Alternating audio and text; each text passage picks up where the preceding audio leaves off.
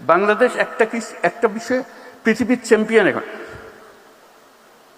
আপনাদের সবার জানা আছে হয়তো, তবু আমি আবার বলবো, পৃথিবীর চ্যাম্পিয়ন কিসে? জালিয়াতি। সব জিনিস জাল। বহু দেশ আমাদের পাসপোর্ট গ্রহণ করে না, ভিসা জাল, পাসপোর্ট জাল। আপনারা নিশ্চয় পত্রিকায় দেখেছেন আমেরিকান ভিসা জাল। এটা একটা জালিয়াতের কারখানা বানাইছে আমরা। আমাদের বুদ্ধি আছে, না হলে জালিয়াতি করতে পারতাম না, কিন্তু খারাপ কাজে লাগাচ্ছে।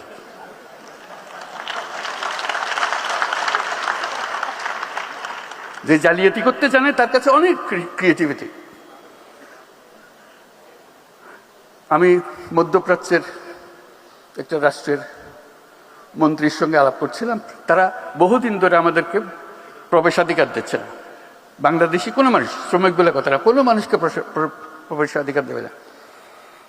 এমনকি আমি যেটা তাদেরকে বোঝানোর চেষ্টা করার জন্য সর্বনিম্ন, আমাদের যে মেরিনার, যারা জাহাজ চালায় দুনিয়াতে, should be proud of them, they are leading the industry.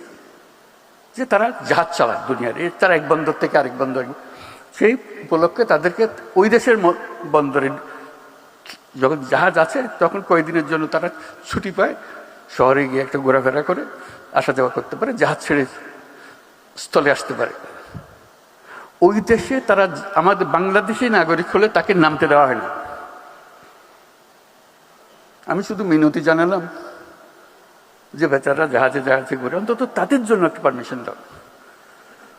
বলছে আমাদের নিয়ম তো সবার জন্য প্রযোজ্য, আমরা কি করি? তুমি আমার আবেদনটা গ্রহণ করো, শুধু তাদের জন্য দাও, আর যদি মনে করো সবার জন্য পর উন্মুক্ত করবো। তো কয়েক মাস পরে শুনলাম যে তারা মেরিনারদের পারমিশন দিয়েছে। একটা দুটা দেশ না, লম্বা লিস্টি যাদের দেশে আমাদের প্রবেশাধিকার নাই। ওই মন্ত্রী যার সঙ্গে আমি মেরিনার নিয়ে আলাপ করলাম, সে বলল যে দেখেন আপনি বন্ধু মানুষ, আপনাকে পুরো জিনিসটা আমি বোঝাবো। আমি বোঝাবো বলতে আমি নিজে গেছি, এই যখন তারা আসে দেখার জন্য যে বাংলাদেশিরা রিজেক্টেড হয়ে যাচ্ছে কেন, তো নানাজনের কাগজপত্র দেখালো, শিক্ষার সার্টিফিকেট ভুল, জালিয়াত। বলছে একজন মহিলা, সে আসছে এখানে ডাক্তার হয়ে, তার ভিসা হলো ডাক্তারের ভিসা। আমি দেখে বুঝলাম ডাক্তার হবার তার কোনো ক্ষমতা নাই, তার চেহারায় বলে না ডাক্তারের কিছু আছে। তা আমি জিজ্ঞেস করলাম আপনি কোন মেডিকেল থেকে পাশ করেছেন? তখন কাগজপত্র গাইতে আর জন্য বের করে দিল মেডিকেল সার্টিফিকেট। তো স্টাফরা বলল স্যার এটা জাল, এটা ভুয়া, বাকি সমস্ত সার্টিফিকেট তার জাল। সে বললো যে আমার অ্যাসেসমেন্টে সবদ কাজ যেটা শেষ পর্যন্ত করবে, আমি ঢুকতে পারমিশন দিলে সে গৃহকর্মী হবে, কিন্তু নিয়ে এসছে ডাক্তারের সার্টিফিকেট। কি হবে আমাদের? এই প্রযুক্তির কথা বলছি যে এই প্রযুক্তি সে জালিয়াতির কাজে লাগাবে। যদি না আমরা আগের থেকে আমাদের নিজেদের সংশোধন করি, এই গোড়াগুলো কেটে দিই। হাজারে হাজারে মানুষ, নানা ভুয়া, সবকিছু ভুয়া, পারমিশন ভুয়া, ব্যাংক সার্টিফিকেট ভুয়া, এবং আমরা ইস্যু করছি সেগুলো, এবং জেনুইনলি ইস্যু করছি। যেখান থেকে যাওয়ার কথা সেখান থেকে ইস্যু করছি পয়সা।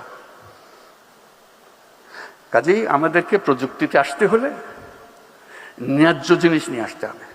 জালিয়াতির কারখানা, এই দেশ জালিয়াতির কারখানা হবে না, হবে না, হবে না। এটাকে আমরা করতে চাই না। আমরা নিজ গুণে দেশে সারা দুনিয়াতে মাথা উঁচু করে চলতে চাই, এবং সেই সামর্থ্য আমাদের আছে। আজকে এই প্রযুক্তির বৈঠকে আমরা সেইভাবে মন ঠিক করি যে আমরা জালিয়াতি থেকে বেরিয়ে আসব। আমরা তরুণদেরকে উদ্যোক্তা হবার সুযোগ করে দেব, এবং আমাদের নীতি বাস্তব এবং বর্তমানকে প্রতিফলিত করুক সে ব্যবস্থা করব। মানুষের সহায়ক সরকার করব, ওইভাবে আমাদেরকে চলতে হবে। তাহলে এই সমাবেশের সার্থকতা। সবাইকে ধন্যবাদ।